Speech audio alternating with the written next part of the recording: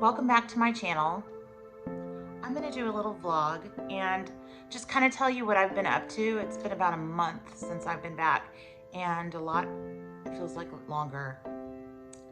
I have a little story, and then I'm going to show you my thrift store haul.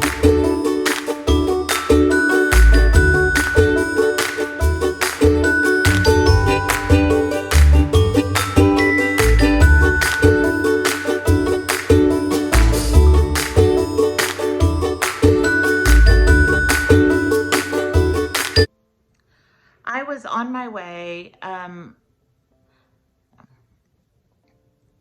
had intentions of redoing my sister's laundry room and showing you. We had a Pinterest board set up, and we had things we were going to do to her laundry room, and which is, besides the point. I'm still going to do it. I'm going to go back in about a month and finish my work. I was going to Florida for work. I am in sales. I sell concrete products, if you missed that earlier video. And I was shooting a YouTube video for like a construction manual on one of our products. And so it was Wednesday morning. I received a phone call, and which is never good, right? At 4:30 in the morning. I live in Central Time in Houston, and I received a phone call at 4:30 saying that my son, who's 30 years old, was in a car accident. And I asked immediately, was he okay? And the policeman said that he was walking around, but he had a pretty serious hand injury, but they were taking him to the emergency room. I said, okay. And he asked me if, he had a black dog, and I said, yes. He said, well, the black dog is here. We wanted to see if we could meet up with you and give you his dog. I told them, that I was not in town, that I would call my daughter and let her know that he would be calling, because it said caller ID, phone number not found or something like that. So she met up with him, picked up his dog. I called the emergency room, and they told me that they were going to have to intubate him, and they were transferring him to Memorial Hermann downtown in the medical center because of his injuries.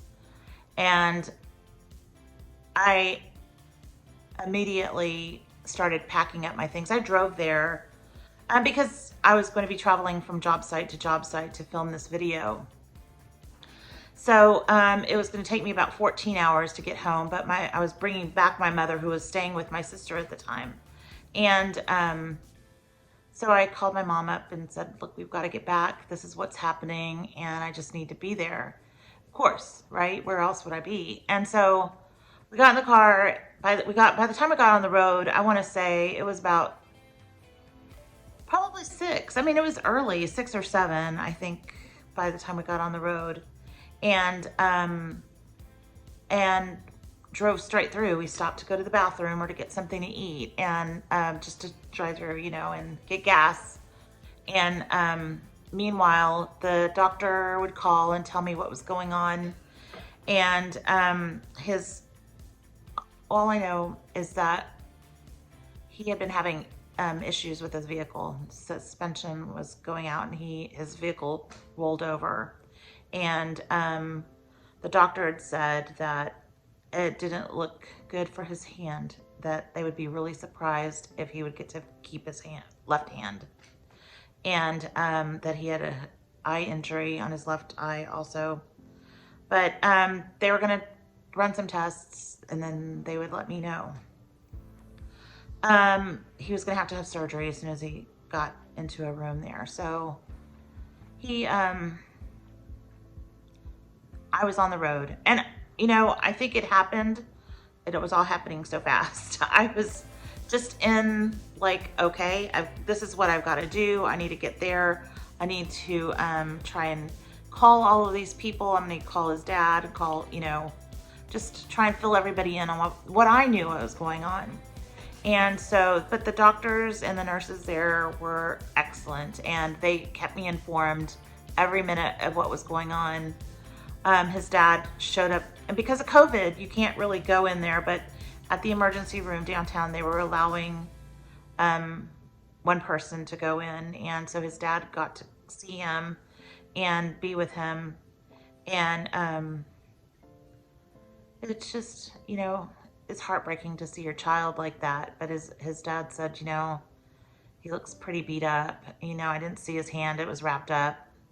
But, you know, it's really hard to see your child, even an adult child, it's just really hard to see them like that. So by the time I got back, I would, you know, I remember being in Baton Rouge, going over a bridge on I-10 and getting texts from the hospital saying that he was in surgery and the patient's doing well, or the surgery's over and the patient's doing well.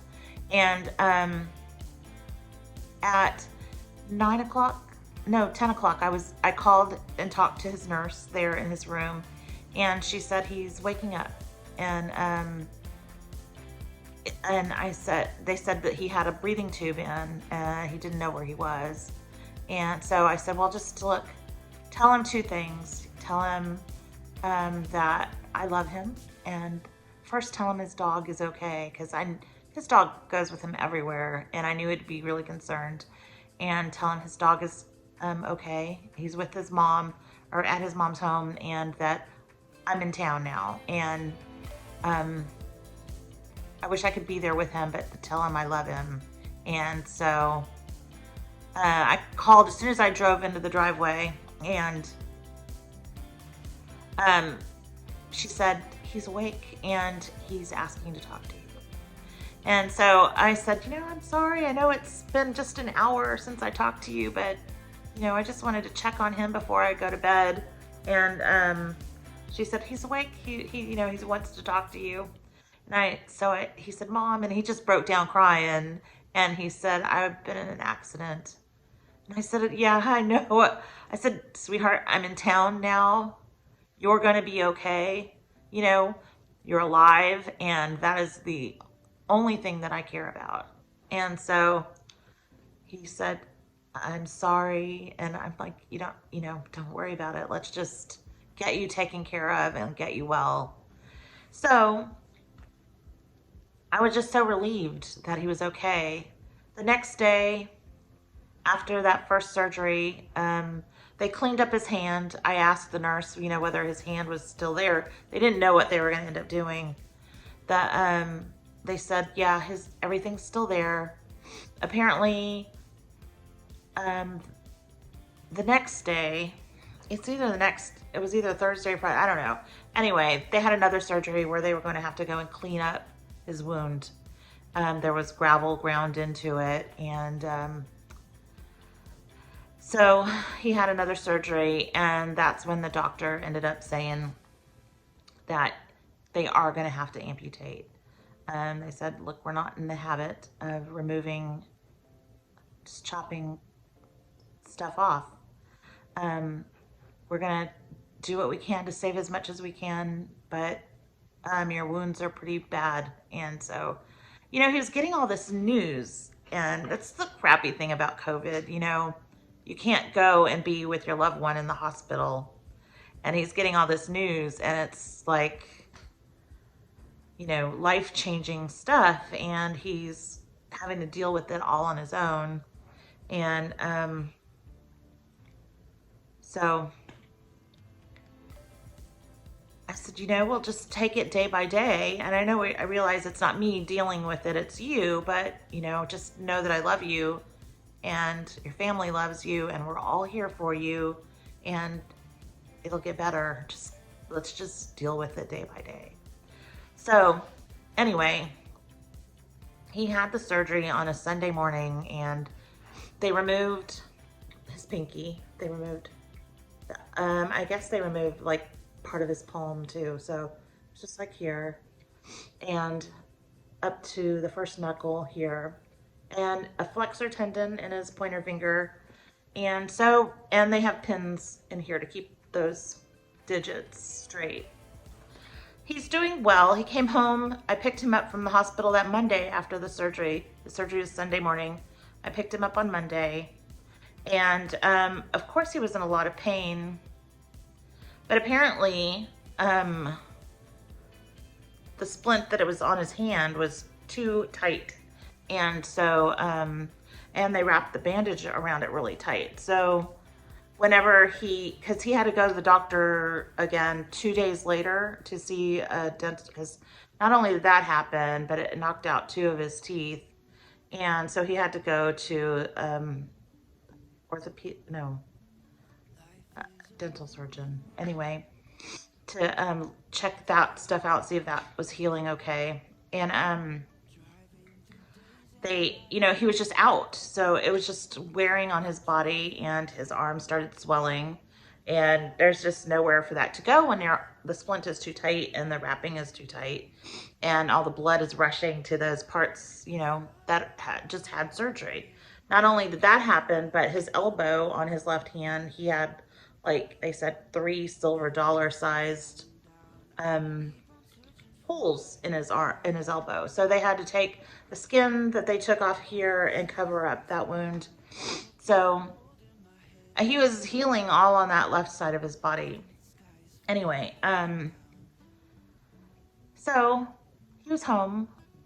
We took him to the emergency room that week, when he got back, because of the pain in his arm, and they had said that the splint was too small. They got him a different one, they rewrapped it, and then it just seemed like, not night and day. I mean, the pain was still there, but it was not a constant 8, 9 on the pain scale. It was more like a 5, I guess, 5, 6, something that he knew that he could tolerate. I mean, it was still painful, but it was not the, like, I don't know what I'm going to do with myself kind of pain. So, it's gotten better. He is on the mend. He's now staying at his girlfriend's house, and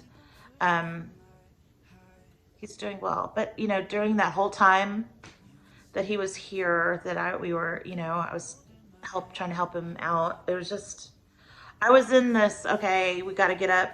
I scheduled his medications through the night, and I would get up at, I don't know, it was like 11:30 or 12:30 and 3:30 and then at 6 or whatever time it was. And I felt like I was in the zombie mode where I was just, let me just take care of you.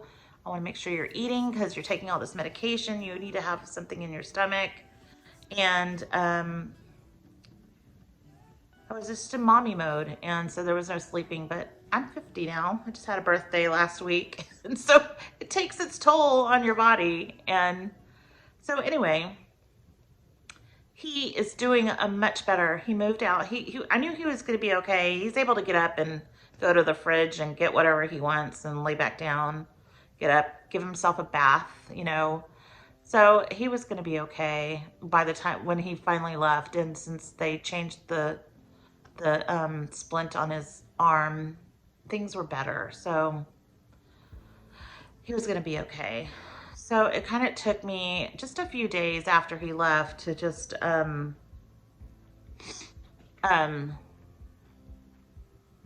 guess undepress myself. I think I did get a little depressed while all this was going on. I don't know, because I wasn't thinking about myself until after he had left.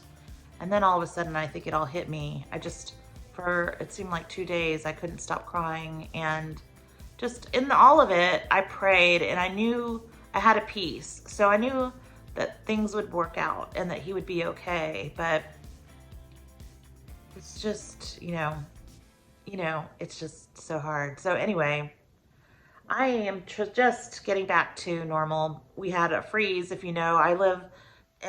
We live in the north of Houston in Montgomery County, Texas. And so we had no power here for, I want to say it was 40 hours. And then when it did come on, it was on for a few hours and then shut off for a few hours. So it was cold, to say the least. It got to 45 degrees in my house. But my pipes didn't freeze. I mean, the water pressure was low, but honestly, okay, Monday morning, it came through Sunday night this past weekend, and Monday morning, I realized that the power had gone off at like 2:30 in the morning. Um, and my daughter, myself, and my grandson just went to my mom's. She said she had power. She lives about a mile down the road, and the roads were fine. It was really no big deal to get over there. So we got in the truck, took all that we had with us that we had planned for, you know, hunkering down inside the house, took that all over there. My brother's power had gone out. He lives like 3 miles away in the opposite direction. No freeways, nothing. It was just, you know, roads, neighborhood roads to get over here. So he ended up, him and his family ended up going out. So we all, and our dogs, all went over there and hunkered down with my mom. She never lost power until Wednesday. And when her power went off, it was Wednesday, yes. When her power went out, ours came back on. And so whenever hers was out, she came over and hung out at my home, and so it was good. We had it a lot easier than a lot of people did, and so yeah, I feel very blessed that, you know, that it wasn't so bad. I mean, we all would hunker down on couches or on the floor, and it was comfortable. My son ended up, him and his girlfriend, they lost power, and they managed to get over on Monday, and they all stayed at my mom's too. So, I mean, they roads, and they don't live close. I mean, they're closer to downtown than here. So, yeah, but they got there, they stayed in town, or stayed with us, and I felt a lot better knowing that he was more comfortable and that he was being fed. So we had tons of food. It was not good for you, but it was pretty good tasting, and we just kind of hibernated for a few days, and so praise God. There's one more freeze, I guess, tonight, but there's no precipitation, so I don't think that anything's gonna come of it. So anyway, praise God, my family is good and safe. So anyway, that has been my month, and forgive me for not posting anything recently, but a lot has been going on, and I'm getting where I think I'm getting my mojo back, because now I'm getting back to the things that make me happy. And not that of course, not that my family doesn't. I'm so blessed to have all of them. But it's been a month, and I can't believe it's only been a month, because it feels like it's been a long time. But anyway, I'm going to show you some of the things I picked up. When I drove to Florida, I stopped on my way in. There is an antique store in, I thought it was Gainesville. It's not. It is Lakeview. I want to say it's exit 414 off of I-70, off heading south from I-10 to Orlando. And when I stopped there, I found a few things that I am so excited about. Okay, so I found these little roosters. They look very retro, don't they? So the woman, there's two of them.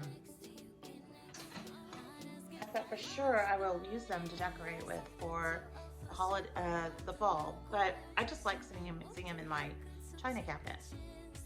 Now, I don't know if you can see, but there's these little holes in them. She said they were for holding hors d'oeuvres. You know, you put your little, they're like from the 60s or 70s, and you just, I think 60s, because I don't remember seeing anything like this in the 70s. But you'd put your toothpicks in them, and it would hold your olives or cheese or whatever. They're awfully close together. I don't know. I like it. It's super cute. And so I thought they were nice. So I think that I paid $3 a piece for these, if I'm not mistaken. But they are adorable. While I was there, so it's Webb's Antique Mall. I'm gonna look it up and I will show you a picture of it. While I was there, okay, so I don't know if you ever watch Jamie Ray Vintage. She has a shop in Lehigh, Utah, and she was doing a thrifting haul, and she was showing some of the lamps, oil lamps that she has. Now, I've seen other YouTube videos where they decorate with these cute um, lanterns or oil lamps. And when I saw this, it was only it was 20 bucks, and it was so pretty, and they had tons of them there at that antique mall, and I will probably get more because they're so beautiful. But some of them had like hobnail patterns, or some were on milk glass, and I love it. It's beautiful. But they also had some with amber glass, some with like amethyst looking glass, some cobalt. And I just thought this was gorgeous. Now, I don't know if I have it on right or if it's wrong. Maybe it's supposed to go the other way. I don't know, but it's super cute. I've never had one. So anyway, during this freeze, I was thinking, oh, you know what, this would have been perfect because I had no light in this room. But I didn't have any oil for the lamp. So that's one of the things that I need to get. I mean, if I'm having these lamps, I might as well use them, right? So anyway, I love it. I cannot wait to get the oil for it. I'm super psyched. Then I'll be prepared. You know, I do. There are hurricanes here. So anyway, so excited about that. I also, while I was there, I don't know if I found this one there. Oh, okay. So I don't have a picture of it. I don't, I think I stuck it in storage, honestly. So I have a little collection of the jewel tea china that my grandmother had left me. It was really just a few ramekins, and then I bought a bowl to go with it. And then these things reminded me of her. And then I found a pitcher at that Webb's Antique Mall also, and it was a pretty good price. I think I bought it for 10, no, 19.99 maybe. And so I have that, but I was going to show it to you for this haul, and I don't know what I did with it. I think that it is in storage. Let me check one more. Haha, I found it. Okay, so it's right there. Isn't that pretty? I love it for the fall. It's gonna be so pretty with some flowers in it. But I also found this. Like I said, I think that was like 20 bucks. This one was $2. It's just a little bud vase, but it's a little bird, and it's super cute. So I just have this right now in my bathroom in the powder room here. So while I was in Florida, I was shooting a construction video, and what I needed to do was to,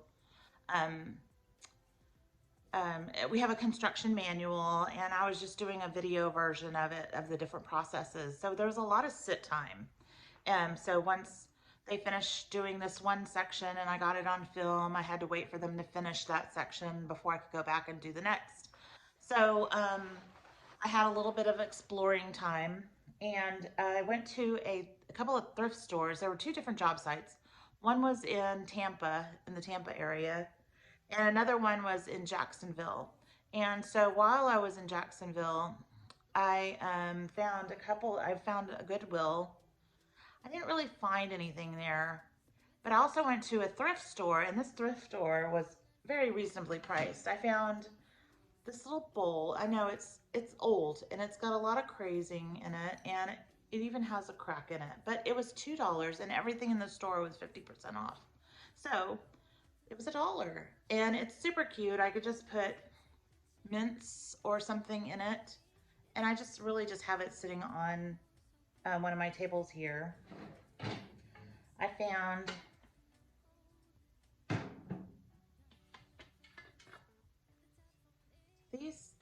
items here. These were also 50% off. I'm trying to collect some tarnished silver. I'm not sure what I'm gonna put in here yet, but I liked it. It is showing $8, so it would have been for $4. And then this one, it was marked at $4, so it would have been $2. I think that might have been all I found at that place. But right across the street from it, well, right across the parking lot, I should say, from it, they had an antique store. And in there, you know, it's been a little bit since I went, and I'm trying to remember everything I found there. But one of the things, this is one of my favorite items from there.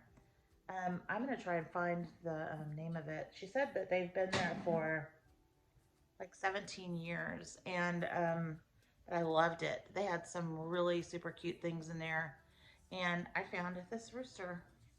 I love the colors in it, and it's really old. I don't see any markings on the bottom of it,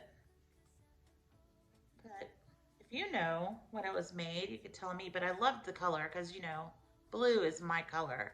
It's a unicorn, and it's beautiful.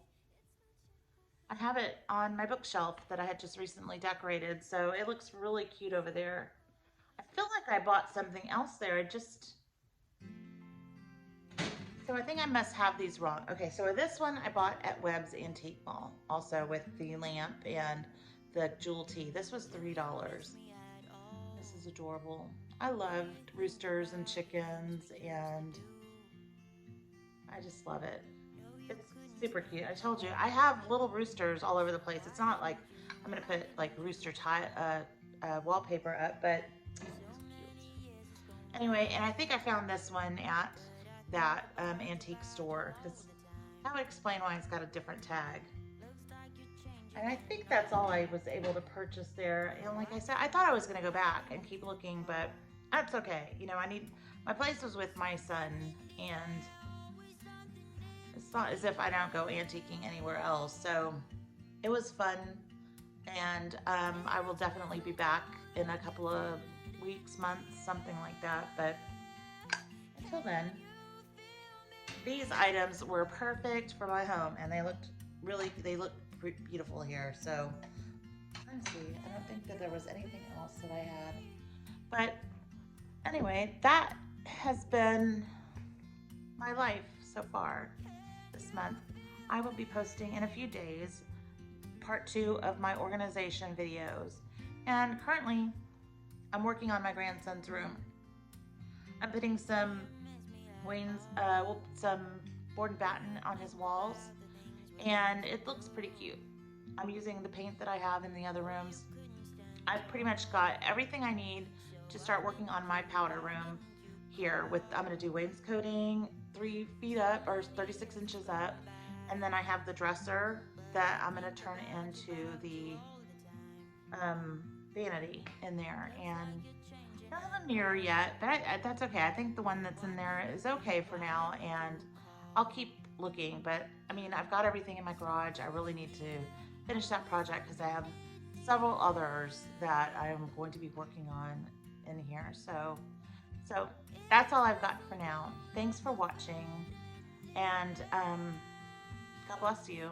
And just remember, you know, the important things are your family, God, your family, and everything else comes second.